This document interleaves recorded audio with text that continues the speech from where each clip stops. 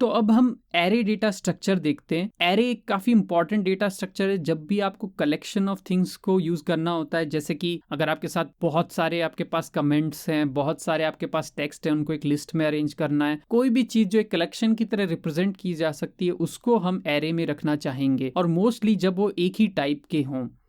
तो जावास्क्रिप्ट में ऐसा कोई रिस्ट्रिक्शन नहीं है कि वो एक टाइप के हों, लेकिन फिर भी एरे मोस्टली वैसे ही यूज की जाती है। तो यहाँ पे हम देख रहे हैं कि हमने एक नंबर्स का एरे रिप्रेजेंट किया है। कैसे इसको डिक्लेयर करते हैं वो हम बाद में देखेंगे, पर पहले से कुछ कंसेप्ट्स जानते हैं। तो इस चीज को यहाँ पे हम अगर 3 को एक्सेस करना चाहते हैं तो हम इसको इसकी इंडेक्स से एक्सेस कर सकते हैं। तो इंडेक्स एरे के लिए हमेशा 0 से शुरू होता है, तो ये इंडेक्स 0 बोला जाएगा। ऐसे ही नेक्स्ट चीज इंडेक्स 1 होगा, फिर इंडेक्स 2, इंडेक्स 3, इंडेक्स 4 और ऐसे ही इंडेक्स 5। नाउ सपोज आपको एक नंबर्स नाम का एरे बनाना है, तो इसको एक्चुअल कोड में आप कैसे लिखोगे? आप कहोगे where numbers equals to this blank square bracket। तो ये ब्लैंक स्क्वायर ब्रैकेट क्या है? एक खाली एरे बना रहा है, तो अभी ऊपर वाले जैसा एरे नहीं है। अगर आपको पहले से उसमें डेटा पुट करना है तो आपको इस तरह से एरे बनाना होगा।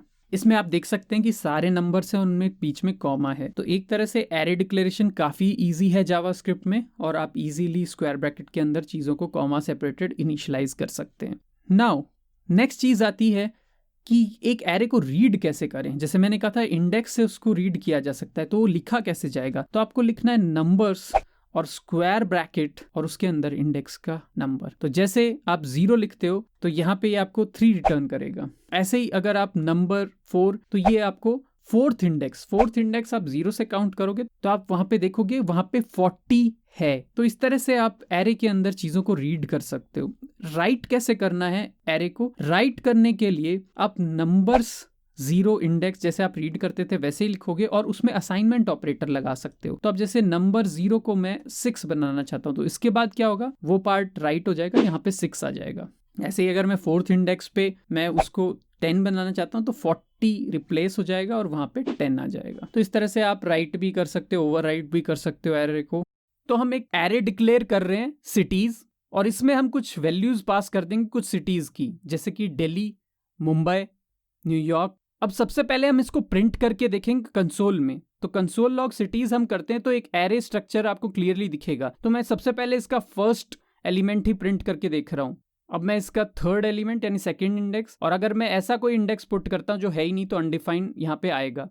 तो ये हम एक एक करके एरे के एलिमेंट को एक्सेस करके प्रिंट करवा पा रहे हैं। एरे का एक और फंक्शन है जावास्क्रिप्ट में कि आप मिक्स्ड एरे भी बना सकते हैं, यानी इसमें मिक्स टाइप के डेटा टाइप्स हैं। जैसे आप देख रहे हो 1, 2, ABC, 1.5, ट्रू, इस तरह के सब तरह के डेटा टाइप्स हैं। तो जावास्क्रिप्ट में इसमें कोई एरे में एरर नहीं प्रोवाइड करेगा, वो मिक्स एरे भी ले सकता है और नॉर्मल एरे की तरह ये बिहेव करेगा। तो ये रिस्ट्रिक्शन नहीं है जावास्क्रिप्ट में कि एरे सेम टाइप का कलेक्शन हो, बट मोस्टली प्रोग्रामिंग में आपको यूजफुल होगी सेम टाइप की एरे। तो मैं यहाँ पे प्रिंट कर रहा हूँ 1 by 1 सब एलिमेंट्स, तो आप देख रहे हो वो एक नॉर्मल एरे की तरह ही बिहेव कर रहे हैं। तो आगे हम देखते हैं कि पूरे एरे को भी हम प्रिंट करवा के देख सकते हैं, और उसमें एरे स्ट्रक्चर हमको दिखाई देगा। जैसे मैं सिटीज प्रिंट करता हूँ तो यहाँ पे मेरे को एरे दिख रहा है, उसका साइज भी दिखाई दे रहा है, जिसको एरे लेंथ बोलते हैं। तो यहाँ पे लेंथ इसकी 3 दिखाई दे रही है। अगर हम एरे की लेंथ प्रिंट करवाना चाहें तो हम सीधे सिटीज डॉट लेंथ प्रिंट करवा सकते हैं, तो इससे आपको एरे की साइज मिल जाएगी। जैसे इसमें 3 एलिमेंट्स हैं।